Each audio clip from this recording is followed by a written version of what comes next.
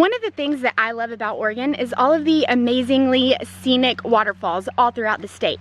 And one of the best places to see some of the most beautiful waterfalls here in Southern Oregon is the Umpqua National Forest. In fact, one of the translations of the word Umpqua is thundering waters. There are at least 20 official waterfalls in this forest, but in this video, I'm going to be talking about some of the most easily accessible waterfalls along Highway 138, also known as the Waterfall Highway. This highway stretches from Roseburg to Crater Lake, so it's a popular route for travelers. And if you're going to be traveling along this stretch of road anyways, you might as well stop and see some of these beautiful waterfalls along the way.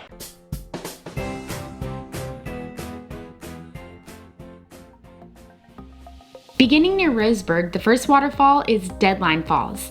This is the smallest waterfall on my list, and it's actually visible from the road, but it's supposedly one of the best places to see salmon jumping up the rapids and migrating upstream. Unfortunately, we didn't see any when we were here, but there are a lot of rock outcroppings to climb on and explore, so we still had a lot of fun, and it's a really scenic area. Once we were beside the waterfall, it didn't even feel like we were near the road at all. It just felt secluded and naturey. Next is Susan Creek Falls.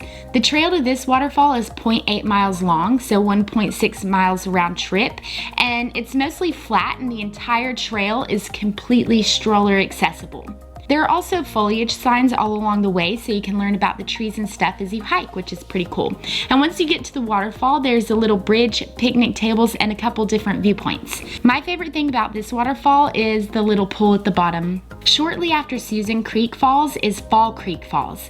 This is one of my favorite trails along this stretch of road. It's a 1 mile hike to the waterfall, so it's actually the longest hike on this list, but it is so worth it. There are tons of scenic little spots to stop at all along the way, but my favorite part is near the beginning of the trail where the path weaves through a crack in between some huge boulders. You can actually walk right up to this waterfall, and there are also several different viewpoints as the trail goes all the way up to the top of the falls if you feel like hiking up it.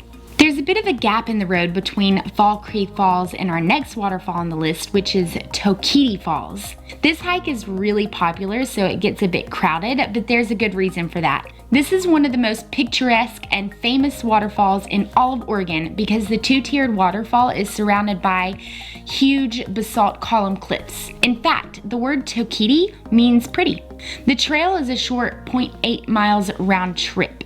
It's kind of hilly and there are quite a bit of stairs along the way, but it's not too difficult and it's absolutely worth the effort. The viewpoint for this waterfall is kind of at a distance.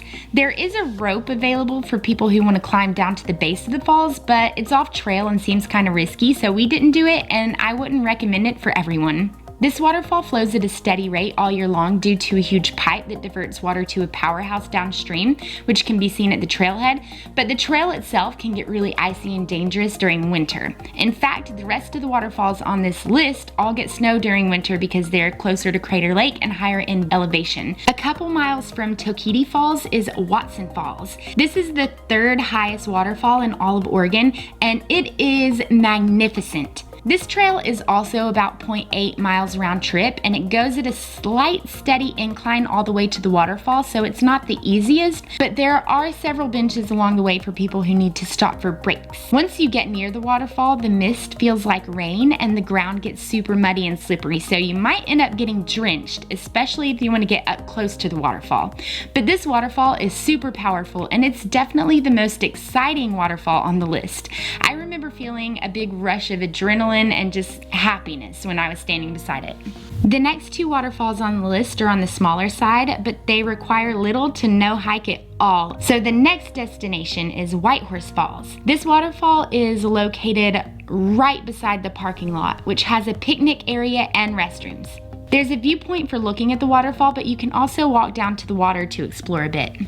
The last stop is Clearwater Falls.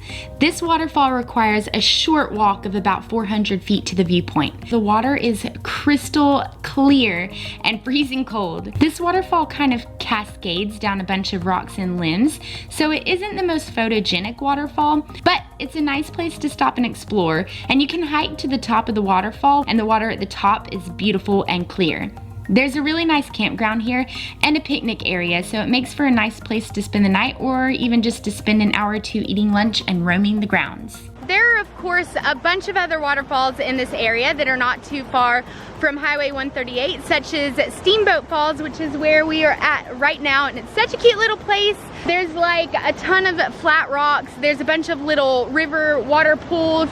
There are a bunch of little cascades and a pretty decent waterfall, and it seems like it would be a pretty cool place to swim. But that is gonna be the end of this video. If you like this video, be sure to hit the thumbs up button. Thanks for watching. See ya.